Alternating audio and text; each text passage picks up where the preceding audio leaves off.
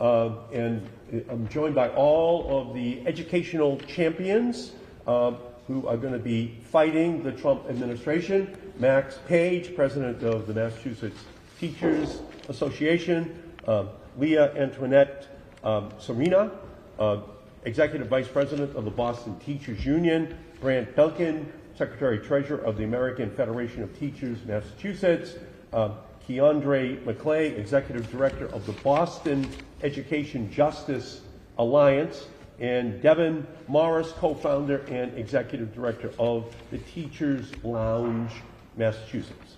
So we thank Dr. Noel Trent, President and CEO of the Massachusetts Museum of African American History here in Boston. Their work to preserve and conserve Black history is essential, especially at times such as this when we, as a society, are called to look back and understand and learn from the lessons of the past as part of the progression of American history. Frederick Douglass, who spoke from this exact location, once said, "Education means emancipation. It means life and liberty. It means uplifting the soul of man into the glorious light of truth, the light by which men can only be made free." And let's make that men and women. Massachusetts is the birthplace of public education in the United States. And it has been a leader in the continuous struggle to make the promise of education available to every student. A century before, the United States Supreme Court held in Brown versus Board of Education that separate is not equal, William Cooper Nell fought to integrate Boston schools. We were first in the nation to establish a county teachers association and to support students with disabilities and students who speak English as a second language by law.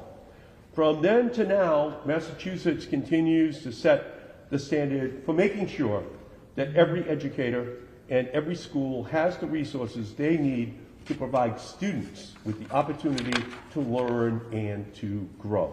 We know education is freedom. It is opportunity. It is a passport to succeed. But the fight for equal education in education is not over. So we must continue the fight. And since January 20th, 2025, that fight has gotten harder. The Trump administration has set its sights on gutting public education. Outlined in Project 2025 playbook, this administration wants to strip away funding for public schools. They want to make it harder for educators and every worker in schools to advocate for themselves and their students. They want to control curriculums and make it more difficult for all students, Black and brown and immigrant and LGBTQ and disabled, to achieve. Last week, from the Oval Office, President Trump said he wanted to dismantle, abolish the Department of Education. He has sent Elon Musk and his unqualified acolytes to raid the Department of Education with false claims of inefficiency. We know that dismantling the department and, quote, efficiency are code for cuts to public schools to pay for tax breaks for millionaires and billionaires. They know they must raid Medicaid, the Affordable Care Act, education programs, and environmental programs to find the hundreds of billions of dollars for tax breaks for millionaires and billionaires. That's what this is all about, to take it from those that need it the most and give that funding to those who need it the least, who have benefited the most from the education system in the United States. And just last year, the Department of Education provided more than $720 million to the state of Massachusetts for 1,800 K through 12 schools and more than 926,000 students within the Commonwealth of Massachusetts. So Massachusetts received $720 million for 1,800 schools to help 926,000 kids in our state last year. They are being ordered by Trump and Musk to dismantle the National Department of Education. Those who will suffer the most are those who need it the most. And we know that every public school student, every educator, every community in Massachusetts is going to be hurt. It will make it harder for a student with a learning disability to have their instructor in their classroom, or for a school to keep up after-school programming and teacher training. We are here today to say no to cuts in programs for kids. No to locking education into an ivory tower for those that have the money to afford it. And no to gutting public education for tax breaks for the richest in our society. We will not allow this administration to cut away student opportunity without fighting them every single step of the way. We face challenges ahead. This administration is run for and by billionaires and millionaires, and they won't back down easily. But just as Frederick Douglass saw the challenges our country faced and said he did not despair for this country, neither should we. We're going to fight. We're going to stand up. We're not going to allow for a small group of billionaires to dismantle the programs that are essential for every single American child to prosper in our nation.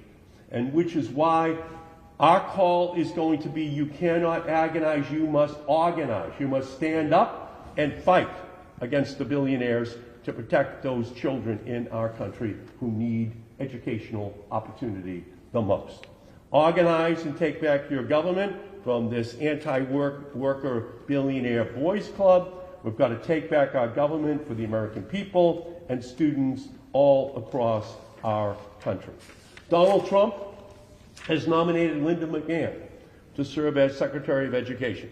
She will appear before my committee, the Education Committee in the Senate this week for her confirmation hearing.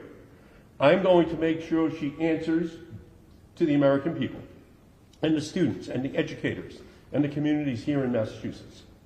Will she stand for the billionaires, or will she stand for the students and the educators and communities? Will she fight for working people, or will she make working people fight for their right to an education? I think I already know the answer to what she is going to say. I've already asked her in a private meeting, would she abolish the Department of Education? She said she'd have to study. I asked her if she would abolish Title I, funding for poor children in America. She said she would have to study. I asked her if she would fund the programs for children with learning disability. She said she would have to study. We know it's already been studied by Project 2025. We know what her mission is going to be. It is going to be to sell out the children in our country who need it the most, the educational opportunities that are being provided right now for tax breaks for billionaires. That is why I am going to vote against Linda McMahon to be the Secretary of Education in the United States of America, because her role will be only to do the illegal bidding that Donald Trump and Elon Musk are going to ask her to implement at the Department of Education. We have to call out Trump and Musk and MAGA Republican charade. They are not pro-student, they are not pro-parent, they are not pro-teacher, they are pro-greed, and they are pro-billionaire tax break. The leaders standing here will not back down. They are going to stand up. They are going to fight, and what I'm going to do right now is just introduce the first of this incredible group of leaders that we have with us today, and that is Max Page, who is the president of the Massachusetts Teachers Union. Welcome. Good afternoon. I'm Max Page, and I'm proud to lead the Massachusetts Teachers Association, which represents 117,000 members in 400 locals in virtually every city in town and across our 29 public colleges and universities. I'm also glad to be here with one of our teachers from Lexington, Jessica Antolini, one of our executive committee members, Andre Joseph, and the president of the Brookline Educators Union, Justin Brown. We're 180 years old, formed around the time that Horace Mann was devising one of the greatest inventions of the Commonwealth and nation, which is universal, free public education for every single young person. And the roots of that stunning achievement go further back to our 1780 state constitution, older than the federal constitution. And John Adams wrote it, and what he wrote in there is, "It shall be the duty of all legislatures and magistrates in all future periods of this Commonwealth to cherish public schools and grammar schools in the towns."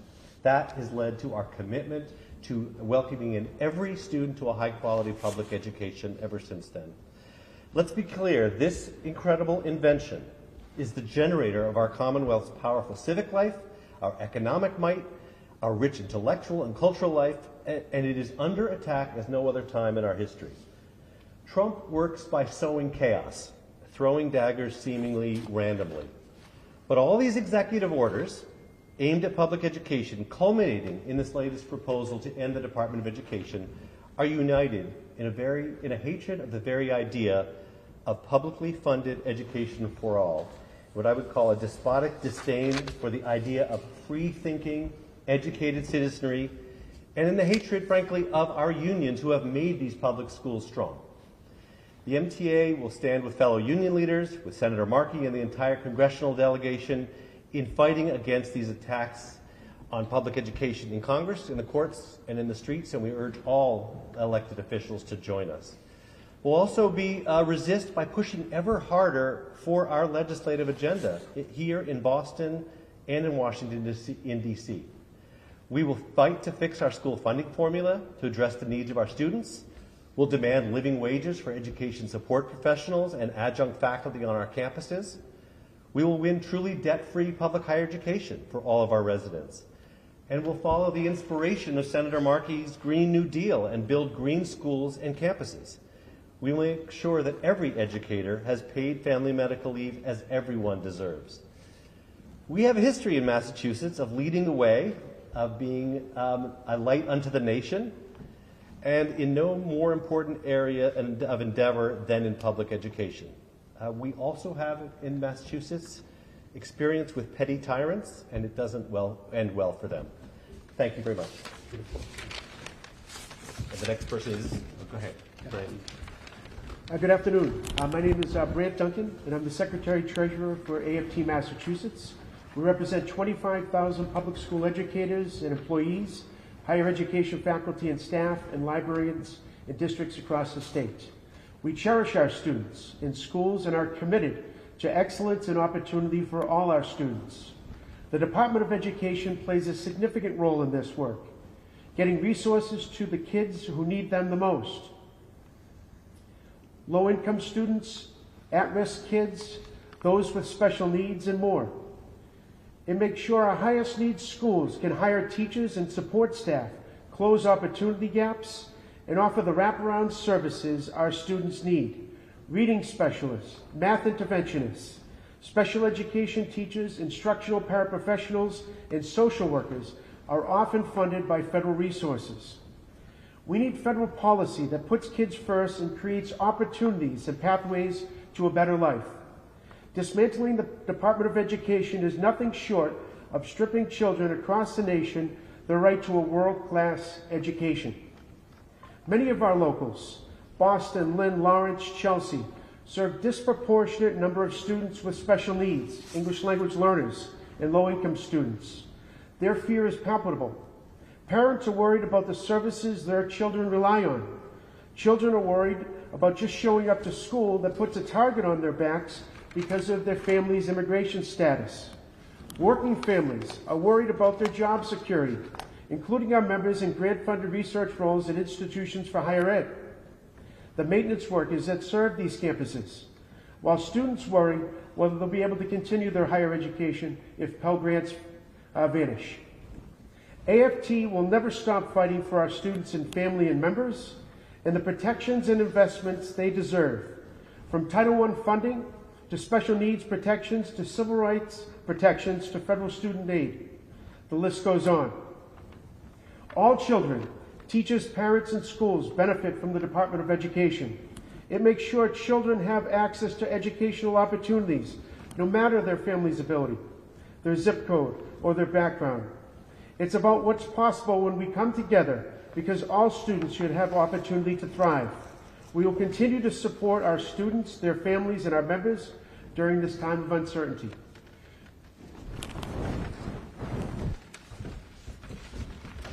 Good afternoon. My name is Serena, and I proudly serve as the Vice President of the Boston Teachers Union. Thank you for being here today. I myself attended the Mather Elementary School, where we call ourselves the first and the finest, the first public education elementary school in America. Growing up as a first-generation American, a student with a speech impediment, and in a low-income family, I know the value of public education and all that it's provided me and so many families like mine. We stand here today in one of my favorite places to bring students, the African Meeting House, a place with a powerful history of resistance. Built in 1806, the oldest black church building in the country, and has been a gathering place for abolitionists, educators, and community leaders who refuse to accept injustice. And today we gather here in the same spirit. We are gathered here today because we believe in the power and promise of public education. We believe in schools that uplift every student, no matter their background and no matter their zip code. And we believe in an education system that is built not for political gains, but for the betterment of our communities, our students, and our country. But today, public education is under attack. President Trump has vowed to dismantle the Department of Education, an outrageous and dangerous attempt to undermine the foundation of our schools. And make no mistake that it's not just about an agency in Washington. It's an attack on every student, every teacher, every classroom, and every family that relies on a strong, well-funded, and equitable public education system. The numbers tell the story. Last year alone, Massachusetts received more than $720 million in federal education funding. 71 million of those went to Boston Public Schools. Funding that helped to support nearly 1 million students across our state. Here in Boston, our public schools serve over 49,000 students across 119 schools, providing essential services like free and reduced meals, English language learner programs, and special education support. Our students come from diverse backgrounds, and more than half speak a language other than English at home. The resources provided by the Department of Education help to ensure that students have access to qualified teachers, safe learning environments, and the tools they need to succeed. Without the Department of Education, these critical resources may disappear. That means fewer special education services. That means fewer resources for students from low-income families. That means that students are left to struggle while Trump and his people play politics with our children's futures. It means larger classroom sizes, fewer school counselors, and outdated textbooks, and probably less banned books, and fewer after-school programs that keep students safe and engaged. Losing these resources means less resources for our most vulnerable students who rely on school psychologists, guidance counselors, anti-bullying programs, and student groups like the LGBTQ alliances in our schools. We cannot allow this to happen. The AFT and the Boston Teachers Union stand united with allies across Massachusetts and the country in opposing these reckless and destructive plans. We are proud to join Senator Markey and our congressional delegation in demanding and defending public education against these attacks. For too long, we have been forced to do more with less. Educators have stepped in many ways, in ways that no one else could. But we will not stand by while politicians try to strip away the very support that allows our schools to function. We have a simple message to those in Washington who think that they can dismantle public education, not on our watch. We will fight for our students, we will fight for our schools, and we will continue to fight for a future for every child, no matter where they come from, so that they have the opportunity to learn, grow, and thrive. Beautiful. Excuse me. Good evening, everyone. I am Keondré McClay, the Executive Director of the Boston Education Justice Alliance, and we are a coalition of organizations focused towards education justice in Boston Public Schools and beyond. And we also provide rapid response to our parents, our students, and our educators in a system that doesn't support them or where they feel safe. And I'm a proud alumnus of Boston Public Schools and Edward Markey Academy for Health Careers. And let me be clear, dismantling the U.S. Department of Education is not just reckless, it is dangerous. It is a deliberate assault on most vulnerable students, a direct attack on public education, and a gift to those who to dismantle democracy under the guise of local control. Without the Department of Education, Black, brown, disabled, low-income, and immigrant students will be abandoned. Federal protections that keep states from gutting funding, pushing segregation, and rolling back civil rights would disappear. We'll be handing our children's futures over to the same forces that fought to keep schools segregated, that ignore students with disability, and that still deny millions of children resources they need to thrive. For families, this means chaos, discrimination, and destruction. It means special education programs could be gutted, school funding could be stripped, and federal protections against racism, sexism, and ableism in schools could vanish overnight. For educators, it means even lower wages, overcrowded classrooms, and an education system that prioritizes politics over student success. Teachers already overworked, underpaid, and treated as disposable would be left with fewer resources while being blamed for a system designed to fail. And let's talk about education justice. Without the Department of Education, the fight for funding, racial equity, LGBTQ plus protections, and the dismantling of the school-to-prison pipeline would be suffocated. We'll be left with a patchwork of policies that allow oppression to flourish unchecked. This is not about politics. This is about power and who has it and who is stripped of it. This is the push to dismantle the Department of Education. It's not about fixing schools. It is about silencing marginalized communities, erasing decades of progress, and ensuring that only the privileged get access to quality education.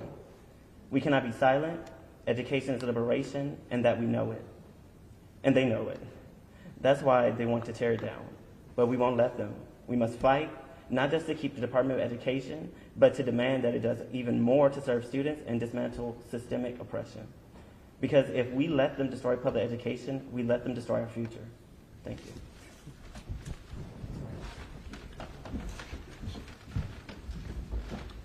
Afternoon, all. Special thank you to Senator Markey for bringing this incredible group together, for your leadership, for showing up and standing alongside educators, our babies, and families, and being intentional about your work as a member of the U.S. Senate Health, Education, Labor, and Pensions Committee. My colleagues here have already laid out compelling reasons why dismantling the U.S. Department of Education is not just a reckless idea, but one that worsens educational inequity, without addressing a single one of Trump's claims.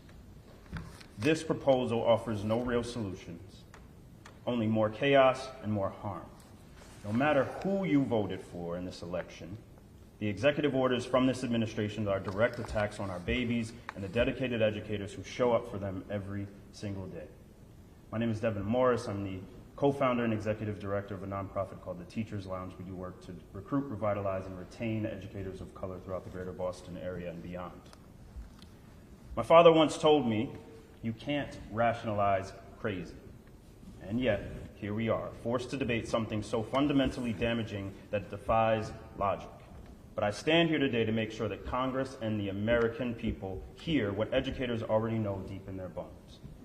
Having a federal department doesn't thwart efforts at the state or local level. It supports them. And yet, here we are trying to rationalize crazy narratives about sending education back to the states, as if states and local districts, not the federal education department, don't set curriculums. 90% of students, 95% of students with disabilities learn in our public school systems. Black students are more than twice as likely to be identified for special education services, and the department funds special education programs for 7 million students with disabilities. What happens to these students? What happens to our students? I haven't heard a single statement made from the Trump administration about what happens to our babies. Moreover, marginalized students, particularly students of color, students with disabilities, and English language learners rely on federal protections and support to ensure that they are treated equitably in our schools. I'll wait. Thank you.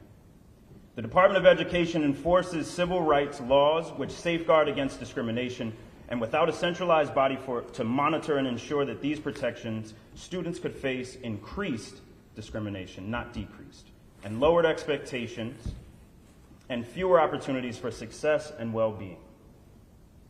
At a time when there is a teacher shortage, at a time when enrollment in teacher prep programs is down, at a time when we should be celebrating our most valued frontline workers on the planet. Somebody in this room probably thought of a doctor. but I challenge you. You can't be a doctor without a what? A teacher. Instead of celebrating and building confidence and trust in the profession, we have a leader who is threatening to disavow federal funding that allows the department to support educator training, professional development, and a loan forgiveness program that benefits teachers working in our highest need schools. Dismantling these supports would make it harder to recruit and retain talented, diverse, and representative educators in the schools where our babies need us the most. Instead, we're having conversations about school choice, which should be called the private school's choice. Vouchers were first created after the Supreme Court banned school segregation with its ruling of Brown v. Board of Education, and school districts used vouchers to enable white students to attend private schools. Those schools, where those white students attended, were then shortly closed, and the schools that served predominantly black and brown students remained chronically underfunded. This is the pattern of discrimination that the Trump administration seeks to uphold with vouchers today. Once again, we're uplifting policies to support the richest 10 to 12% of private school students whose families can afford those services, and not the roughly 90% of public school students whose education deserves to be fully funded. Vouchers don't give families choice. They rarely even cover the full cost of tuition, and still won't address the lack of accountability that private schools have to taxpayers, or how they can limit their admissions based on race, gender, sexual orientation, ability, or any other number of factors. Dismantling the Department of Education would undermine years of progress toward educational equity, leaving marginalized students and teachers without the necessary resources, protections, and support to thrive in a time when we need them the most to support our babies.